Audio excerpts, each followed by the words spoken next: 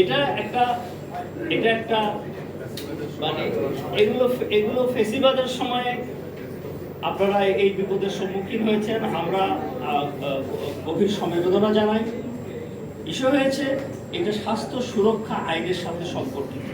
Government একটা স্বাস্থ্য সুরক্ষা আইন করেছে, সেখানে তারা বলে দিয়েছে যে সাংবাদিকের কাজ করার ক্ষেত্রে কাদের কাদের সাথে সমন্বয় করে করবে। সেই সমন্বয়ের কাজটা যদি থাকে, আমরাও এগুলো নিয়ে বলছি এবং আমরা আগামী 14 তারিখে এটার উপর একটা আপনাদেরকে আবারও ডাকবো, আমন্ত্রণ জানাবো। আমরা স্বাস্থ্য সুরক্ষার উপরে আমরা একটু কথা বলবো, আপনাদেরও পরামর্শ নিব এবং আমরা চাই আপনারা জনগণের পালসটা বুঝে আমরাও জনগণের সাথে কাজ করি। সুতরাং জনগণের জন্য যেটা ভালো হবে সেরকম একটা প্রক্রিয়ার মধ্যে দিয়ে সবাই মিলে আসলে আমরা সবাই মিলে এদেশের মানুষের স্বাস্থ্যের উন্নয়নে কাজ করি। বাংলাদেশের চিকিৎসা সরকারি বেসরকারি হ্যান্ডস টু হ্যান্ডস এগোতে হবে। আমরা চাই যে সরকারি চিকিৎসা খাতে যেন উন্নয়ন ঘটে, হেলথ ইন্স্যুরেন্স ডেভেলপ করা যায় কিনা আমরা এগুলো নিয়ে কথা বলবো 14 তারিখ ইনশাআল্লাহ।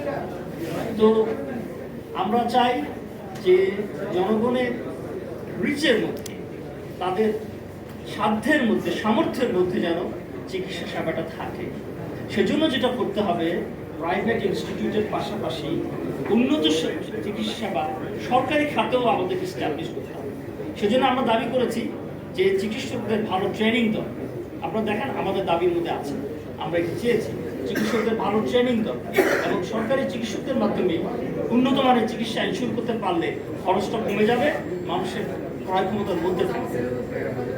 আসন সংখ্যা, বেড সংখ্যা 200, আপনার রোগী থাকে 500।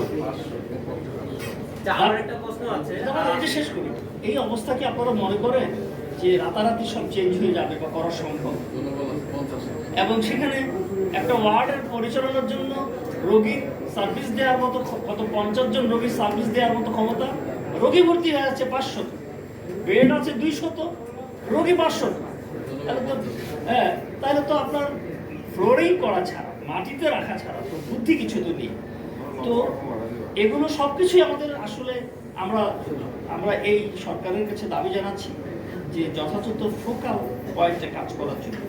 যে অন্য সময় যেগুলো হয়েছে, বিগত সময় যেটা হয়েছে যে উন্নয়নের একটা চাকচিক্য ছিল, সেটা আপনারা দেখেছেন, আমরাও দেখেছি, কিন্তু গণমানুষের মৌলিক বিষয়গুলোতে যে গভীর মনোযোগ দেওয়ার দরকার ছিল সেখানে অবহেলা হয়েছে।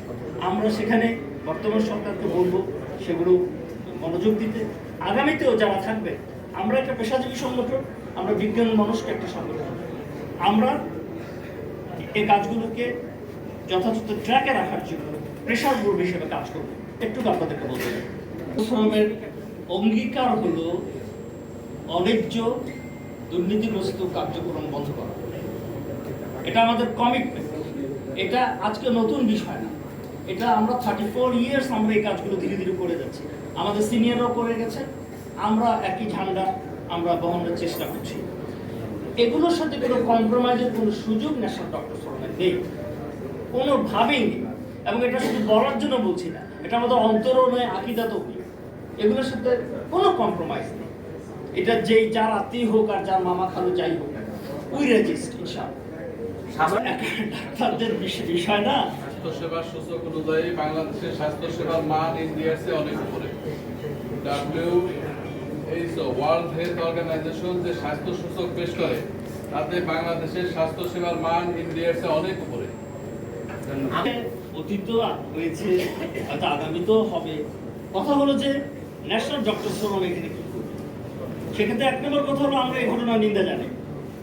আমরা এরকমটা চাই না, একজন চিকিৎসক এরকমটা হবে এটা আমরা আশা করি। আমরা চাই চিকিৎসক আরো অনেক বেশি মানবিক হবে, অনেক বেশি কর্মনিষ্ঠ হবে, এটা আমরা চাই। শুধু টাকার জন্য না, কারণ মানবিক দৃষ্টিকোণ থেকেই তারা কাজ করবে।